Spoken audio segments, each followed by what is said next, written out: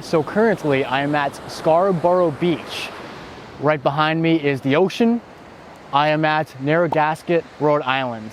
And this place is pretty interesting because, well, there's ruins right here. So you guys voted for the abandoned house and that's already been uploaded. So now we are checking out the abandoned ruins that I put on this poll right here. Let me tell you the history of this abandoned place. All right, so as we walk up this old ruins, well, this was built in 1895 by the influential Davis family. Now they are very influential because, well, Edmund Davis was the one who built it, but he got his money from his grandfather, Perry Davis, who actually created a painkiller that treated chronic illnesses like cholera and colic.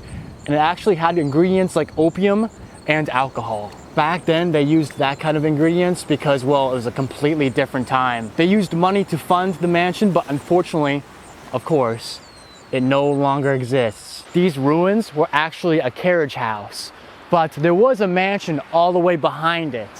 And, well, it doesn't exist anymore, well, because vandals and arsonists would burn down the place and mess it up and ruin everything because, well, they're like that, which sucks.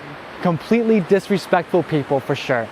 Anyways, all right, so this is inside the ruins.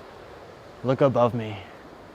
It's actually pretty big for what it is, but there is a little, I guess, campfire thing over here that has been full up of rocks. But yeah, this is very, very quaint, small ruins right here.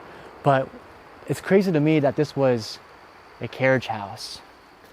But take a look at this. Okay, so behind me is the beach, right? Imagine living here and you're able just to walk out of here and see this view. This view is freaking awesome. Holy crap. So the mansion that was here had 21 rooms and 5 bedrooms. It's a pretty big mansion, I'll tell you what. So back in 1939, the Davis family sold the mansion and the carriage house. New owners basically bought the area, the land, and they used it as a restaurant, a seaside restaurant. And it was named Cobb's by the Sea. I'd say it's a pretty funny name. In 1952, it was sold again. Now the mansion was a summer home. In 1974, well, like I said, the arsonists and the disrespectful vandals ruined this place, and all there is left is literally these carriage house ruins.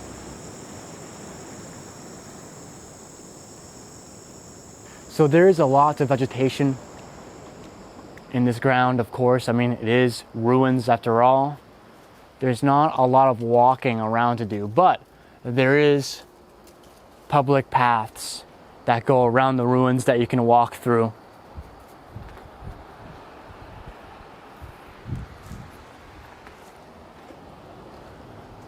So we are going to go towards the back of the carriage house and let's see what's going on over here. So this is the rear end of the carriage house.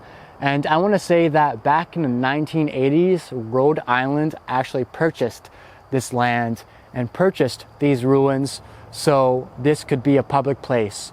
People walk around here all the time. There's public trails. It's a very, very pretty area, especially right next to the ocean. Of course, there is nothing past us besides a wall of bush. But as you can see, the stones are very weathered. They look pretty neat though, besides obviously the vandals that have been messing this place up. As we are reaching the end of summer, these are the last days of summer, I want to say that this is a location that I wanted to go to for a very, very long time. And I'm very, very glad I got to visit here when the foliage is still lush and green. I'll miss the summer.